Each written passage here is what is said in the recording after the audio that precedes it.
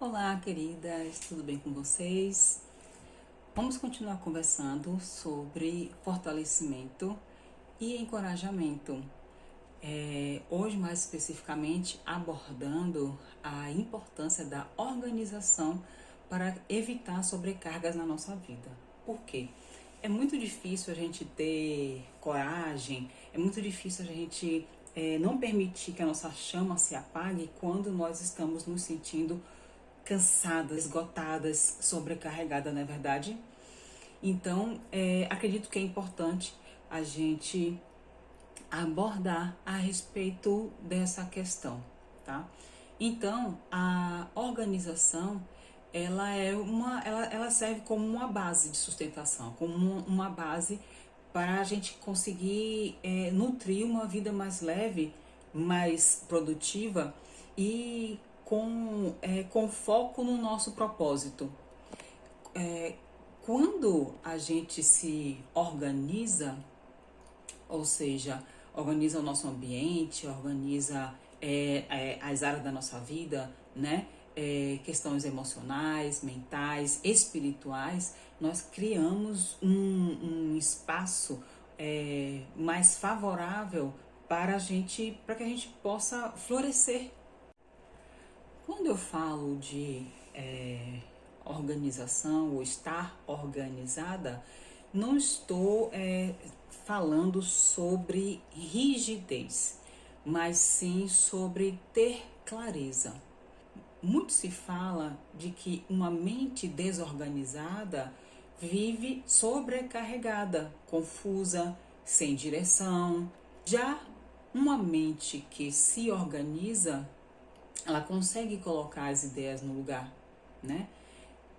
Ela consegue estabelecer limites, consegue eliminar excessos e, com isso, em consequência disso, encontrar paz, ter mais foco. Organizar a vida é um ato de autocuidado, tá? E isso colabora diretamente para a nossa saúde mental e a nossa saúde emocional. Porque quando sabemos onde as coisas estão, ou quando sabemos o que preciso fazer, eu consigo discernir, entender e separar o que é prioridade, ou seja, o que eu preciso fazer agora ou o que eu posso deixar para fazer depois. E tudo isso colabora para que eu tenha menos estresse, né, menos ansiedade e também diminui a probabilidade de eu procrastinar. E além de tudo isso também, né, a organização, ela me ajuda a tomar melhores decisões e decisões mais assertivas. Então, também me ajuda a eu viver mais no presente, né? Não muito no passado, nem muito no futuro. E essa questão da organização, isso me permite até a melhorar a qualidade do meu tempo, né? Canalizar mais energia, investir o meu tempo e energia naquilo que realmente importa construir, né? Dentro dali da minha rotina, né? E também eu consigo separar, identificar aquilo que está sugando e drenando as minhas energias, né? Então, organizar também é um movimento para dentro. É eu entender o que estou fazendo e também entender o que eu preciso evitar e também aquilo que eu preciso soltar, tá? E aquilo que eu preciso também manter. Esse é um movimento que me conduz ao equilíbrio, ao autocuidado e à maturidade também. É preciso ficar bem claro que quando eu falo em organização ou eu conseguir colocar as coisas no lugar, não se trata de eu ter um excesso de controle. Não, não é nada disso. É eu ter sabedoria em minhas ações. É diferente isso, tá? Bem, eu vou mostrar para você agora uma figura, tá? Gostaria que você prestasse atenção, observasse a figura que eu vou colocar agora, tá?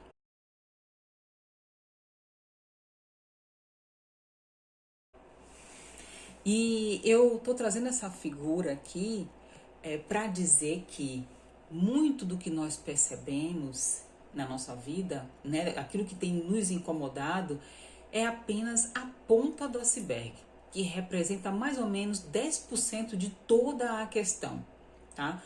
Muitas das vezes, o que nós vemos nas atitudes, nas reações, no comportamento das pessoas e até mesmo em nós mesmos, né? É apenas a ponta do iceberg, tá? Então é essa pequena parte visível que é mais ou menos 10% de toda a questão. O restante é 90%, que é o que está submerso e invisível aos nossos olhos. Esse conteúdo visível, essa parte que a gente consegue ver, perceber, ela é formada pela nossa história, né? A parte da nossa história que não é contada, os traumas silenciosos, as emoções mal processadas, mal compreendidas, as crenças enraizadas em nosso inconsciente, na nossa mente. Quando eu falo de crença, não é no sentido religioso. Eu falo de mentalidade, naquilo que a gente acredita como deve ser, ou como nós fomos, como nós aprendemos, né? Representa os medos ocultos, as necessidades que não foram atendidas. Então é todo um universo oculto, tá? E isso tudo molda as nossas decisões, a nossa forma de nos comportar, a nossa forma de amar, de nos relacionar com as pessoas, de reagir, de interagir, até de as nossas fugas e o nosso enfrentamento da vida. Então, assim, julgar alguém apenas pelo que a gente vê é ignorar toda uma profundidade do que essa pessoa carrega. Da mesma forma, tentar resolver nossos problemas olhando apenas para o que aparece nessa superfície, tá? Então, isso pode nos deixar preso a um ciclo repetitivo e muito frustrante. Então, para essa questão, eu preciso ter muita coragem para mergulhar, para ir nesse conteúdo, né? Esse 90% que está lá no inconsciente. Então, preciso de coragem para ir além do que é óbvio, tá? Para que eu consiga investigar com muita honestidade, compaixão, do que há por trás de uma dor, de um padrão de comportamento, de escolhas. E isso é muito importante a gente parar e pensar sobre isso, tá? Porque quando nós acessamos o que está submerso, nós abrimos porta para a cura, abrimos porta para o autoconhecimento e assim para uma vida mais leve, mais consciente também, tá? Porque não se trata apenas do que é visível, mas do que é silenciosamente sustentado por tudo o que nós somos.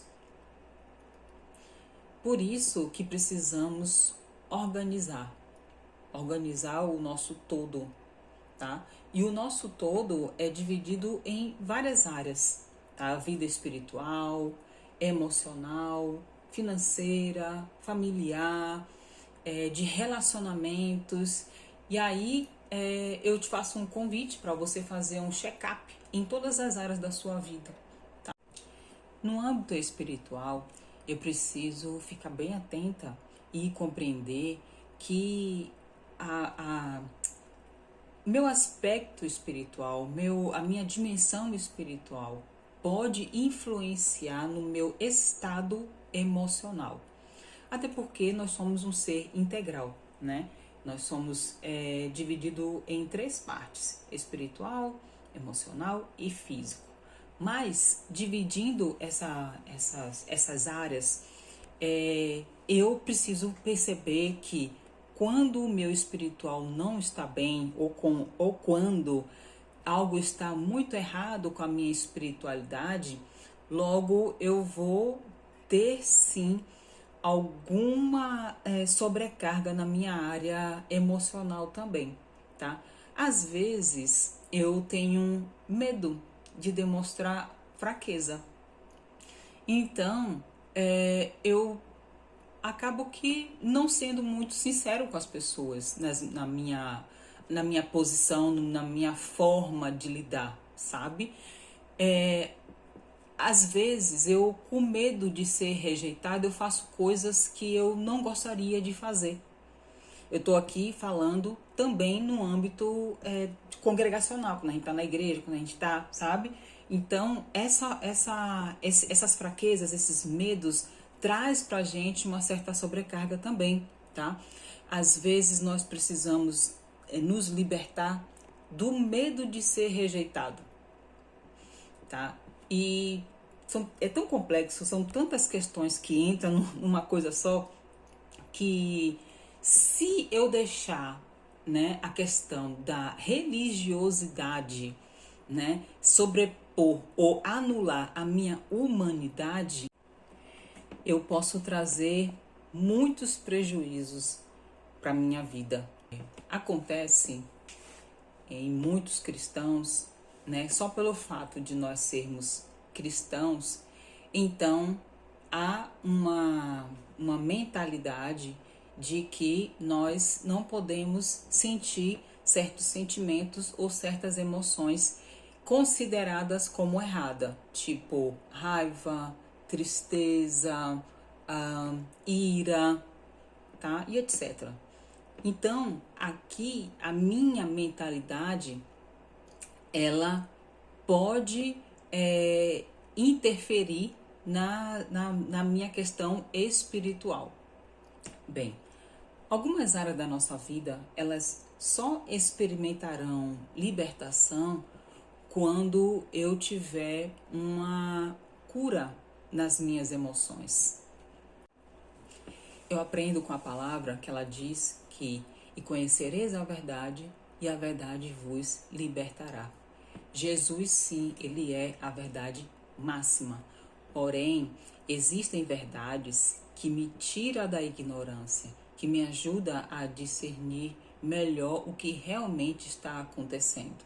No âmbito das emoções, meio que entrelaça aí com as questões espirituais também, porque uma influencia a outra. O âmbito emocional equivale à nossa alma, que se divide em 3 partes: mente, vontade e emoções.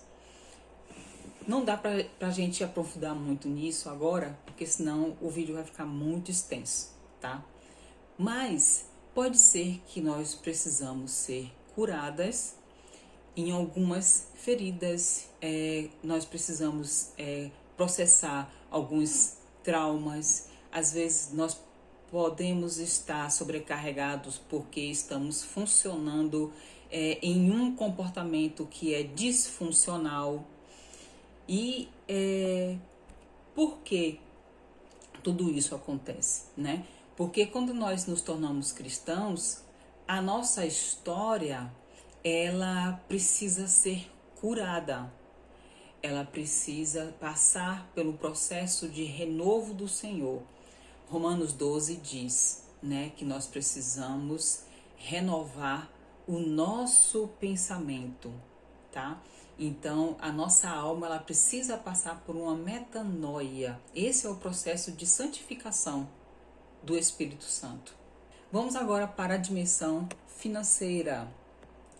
Muitas das vezes, por desordem nas minhas emoções, a minha vida financeira ela pode estar comprometida. Isso também pode me trazer sobrecarga, tá?